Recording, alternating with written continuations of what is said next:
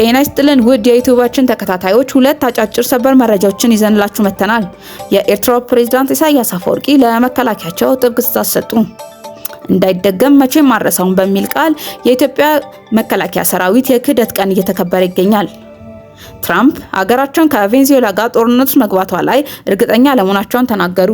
ይህንና ሌሎች መረጃዎችን ወደ እናንተ ይዘንላችሁ እንቀርባለን።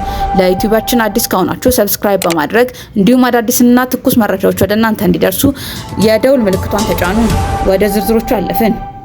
ዛሬ በኤርትራ ቲቪ በትግርኛ ባሰራጨው ጽሑፍ ላይ ኤርትራ የኢትዮጵያን የባህር በር ፍላጎት ለመግታት የመከላከያ ኃይሏን በማጠናከር ቀጠናዊ ተጽዕኖችን በመፍጠር ላይ መሆኗን ለሕዝቦቿ አሳወቀች። ተጽዕኖ ፈጣሪ ሀገራት ዓለም አቀፍ ድርጅቶች የኢትዮጵያን አካሄድ እንዲያወግዙና የኢትዮጵያም ግጭት ከመቀስቀስ እንድትቆጠብ ለሚኒስትሩ ጠቁመዋል። ሚኒስትሩ ኢትዮጵያ ለኤርትራ የባህር በር አልባነት ተጠያቂ እንዳልሆነች፣ የኢትዮጵያም የባህር በር እውን ለማድረግ ግዴታ እንደሌለባት ተናግረዋል። የኢትዮጵያ መንግስትም የጂኦፖለቲካዊ በደል እንደተፈጸመበትና የችግሮቹ የባህር በር እንደሆኑ በማሳመን በህዝቦቹ ላይ ቁጭት እንዲከሰት እያደረገ ህዝቡን ወዳልተፈለገ ነገር እየመራ ነው ሲሉ ከሰዋል። ይህንንም ተከትሎ የኤርትራው ፕሬዝዳንት ኢሳያስ አፈወርቂ ያላቸውን ሙሉ አቅም ተጠቅመው መከላከያቸውን እያጠናከሩ እንደሚገኙ እየተነገረ ይገኛል።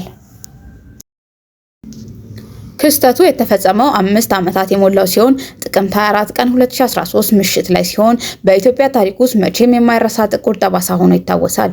የዛሬ 5 ዓመት ምሽት ላይ የትግራይ ክልልን ሲጠብቅ የነበረው የሰሜን እዝ ላይ በክልሉ ታጣቂ ኃይሎች የተቀናጀ ጥቃት ተፈጽሟል። ይህ ድርጊት የመከላከያ ሰራዊት አባላት ተኝተው በነበሩበት ወይም ለጥቃት ባልተዘጋጀበት ሁኔታ የተፈጸመ በመሆኑ የመንግስት ባለስልጣናትና የሰራዊቱ አባላት በገዛ ወገን የተፈጸመ ከፍተኛ ክህደት ወንጀል በማለት ይገልጹታል። የጥቃቱ ዋና ኢላማዎች የነበሩት የሰሜን እዝ ዋና የጦር ካምፖችና የጦር መሳሪያ ግምጃ ቤቶች ሲሆኑ ዓላማውን የመከላከያ ሰራዊቱ ማዳከምና ሀገሪቱን ሰንሰለት መበጠስ ነበረ። በወቅቱ በሺዎች የሚቆጠሩ የሰራዊት አባላት በመገደል በመቁሰል ወይም በምርኮ መያዛቸው የተገነዘበ ሲሆን ጥቃቱ 2 ዓመታት የዘለቀ ሰሜናዊ የኢትዮጵያ ጦርነት መነሻ ምክንያት ሆኗል። በዛሬው ዕለት በመላው ሀገሪቱ እንዳይደገም መቼም ማረሳውን በሚል መሪ ቃል የተለያዩ ዝግጅቶች እየተከበረ ይገኛል።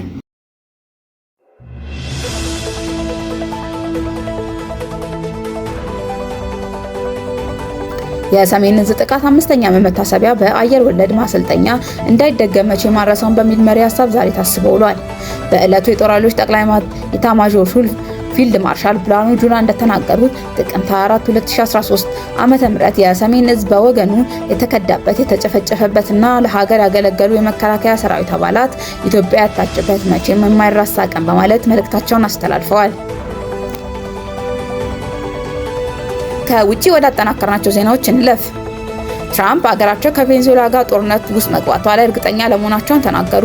ጦርነት መነሳቱን እጠራጠራለሁ የሚነሳ አይመስለኝም ያሉት ፕሬዝዳንቱ ቬንዙዌላቻቸው ግን ለማስፈራራት ወደ ኋላ አላሉም። የቬንዙዌላ ፕሬዝዳንት ኒኮላስ ማዱሮን በስልጣን የሚቆዩበት ለአጭር ጊዜ ነው ብለዋል። ከኢቢሲ ጋር በነበራቸው ቃለ መጠይቅ ፕሬዝዳንቱ ኒኮላስ ማዱሮ ከቀናት አጭር ናቸው ሲሉ አስጠንቅቀዋል።